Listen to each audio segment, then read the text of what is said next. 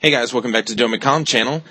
We're here for episode 2 of the roundtable discussion, where the topic of today is Warhammer Core Rule 5th Edition. July 2008 introduced GW's Warhammer 40k 5th Edition and was scooped up by many players shortly after its release.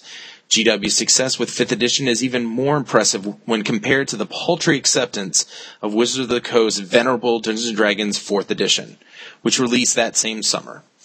The Warhammer rulebook is 110 pages of dense rules, only to have every codex in creation break a rule here, bend a rule there. This episode of the 40k discussion may lead to the creation of a new segment on either or both the Doremicom and SolidSmurf channels called Rules You Probably Get Wrong. So let's talk about the 5th edition rule set. With me, the panel for today is starting off with TonyPonyF. Woo! Go Mets! Back with being the co-host, SolidSmurf. And JeremiahDrigg. What's up, guys? All right. I've got my wife laughing in the background over here. Question 0, and we're introducing the notion of question 0. It's just a question that won't have a further discussion point. Question 0: is 5th edition a step in the right direction for Games Workshop compared to 4th edition? For this, we're going to start off with TonyPonyF. I would say from a business perspective, it really is. The new rules are all symmetrical. You know, the universal special rules, everybody shares those rules and, you know, you can understand each other. But I think from a fluff point of view, not so much that it's a good step, because unique rules like Khorne Berserker Chain Axes and Berserker Charge rule for like the Blood Claws, for example, got lost in that. And everybody kind of shares the same rule book. Excellent. Smurf, you're up next, man. Nice showing. Yeah, I do. Thanks. Yes, I do. I think it's in the right direction, mainly because it makes the basic rules more accessible to newer players. Now, yes, you gotta dive in and get to that meaty chunks of the advanced rules, but compared to 4th Ed, yes. Alright. Jeremiah, you're up. Yeah, I think it's definitely a step in the right direction. I think it gives a little bit more exploration into some realism, as in with true line of sight, and with like going to ground and everything. That's good, man. That's good. That's a good answer. Okay, my take on it. Yes. GW, thank you for 5th edition. Why? Because now my deployment doesn't take an hour and a half, as people who like to be chess players go, okay, I'm putting out my heavy support. No, wait a minute. Here. So just the speed up there has made it just infinitely better. Thank you for 5th edition. Now we're going to go ahead and move on to question number 1. On a scale of 1 to 10, 1 being shoots and ladders and 10 being astrophysics, how complicated is the base rule set in its entirety? SolidSmurf, we are jumping over to you. I'm going to go with an 8. Like I said earlier, it's easy to get into the basics, but the more complex, as you flip every page, it just gets more and more complex. But I think you're going to find this with any game that you play. All right. JeremiahDrigg. I'm going to give it a 7. You got your base, rules, you got your movement and everything.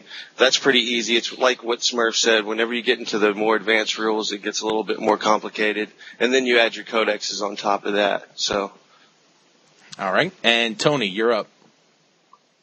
I'm going to give it a 5, just based on the fact that I just took a grad level law class, and this I wish I could read the rule book instead. A lot easier than I think it astrophysics at least.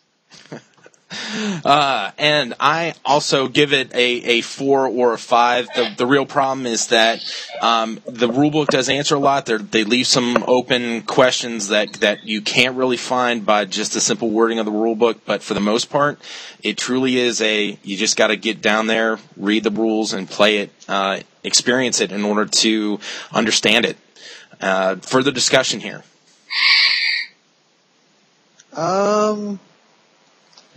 Yeah. All right. Good discussion there, Smurf. Yeah.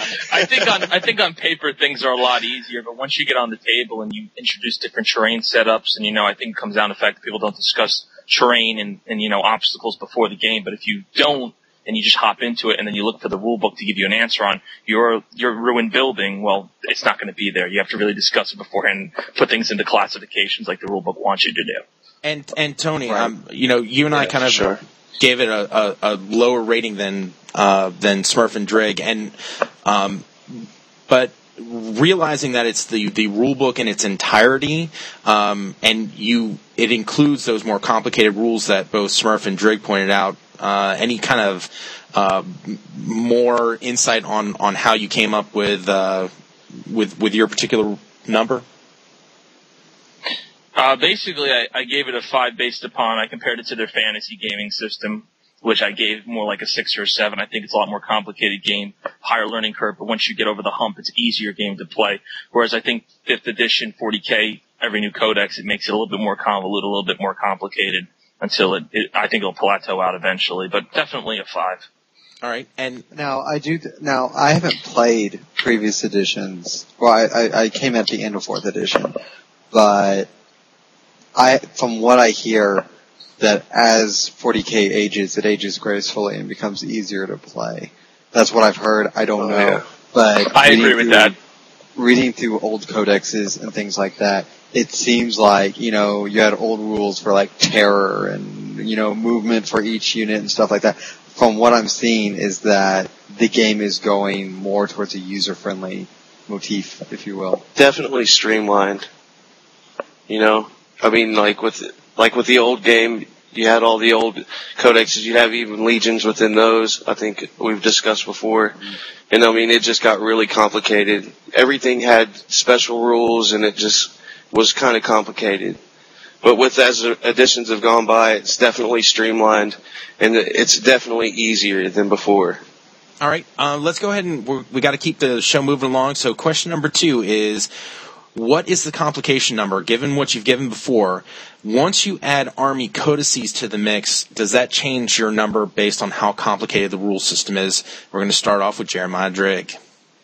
Oh, definitely goes up. I give it, I come from a casual gamer's perspective here, so I'd give it a 9. I mean, you start adding codexes on, and then you have special rules for each unit. I tend to forget a lot of those. But then again, I don't get to play as much as what I'd like to. So I tend to forget a lot of those rules. So for me, it gets a little more difficult. Okay. Tony, why don't we go over to you?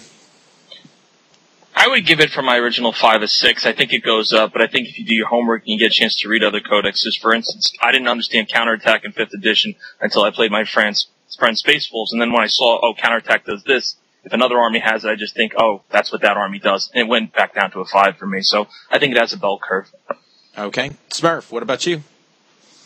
I'm going to bump it up 1. It'll go up to one up of what I said previously. I don't So it's a 9. I said, so. You said 8 Yeah, before, so it's 9. Okay. So, it's a 9! Because everyone, you'll be like, I'm doing this to use this rule, and then someone else goes, no, you don't, because I got this rule, and you're like, my rule counters out your second rule, and now we're in a big hodgepodge of rules. So, all right. Yeah, that's all I gotta say. Actually, my number jumps from a 4 or 5 to way up there. I'd say probably a good 8, maybe even a 9. And the real problem is the fact that you're starting with 110 pages of really dense rules, and once you include everyone's codex into the mix, even though you're one player and you've got maybe another 70 pages to read for your army codex, then multiply that by the number of codices that exist, and then again playing the what rules trumps what rule game definitely convolutes the game quite a bit. But still playable. It just, I'd probably jump it up from my 4 or 5 to a 7 or 8, probably closer to 8. Continued discussion here?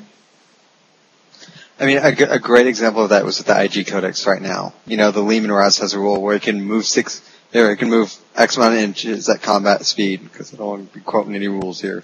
And it can shoot a turret weapon, an offensive weapon, and then it can shoot any other weapon and all defensive weapons. Whereas the rulebook says, hey, you can only shoot these weapons, and here it is breaking it. So I'm just backing up my point here, because I'm awesome.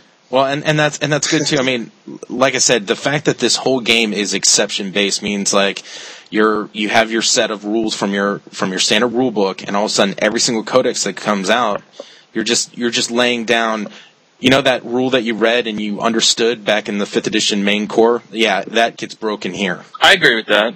Because, I mean, look, you ever read through the Eldar Codex? We got into a big argument over star engines. It says can move an additional 12 inches in lieu of shooting.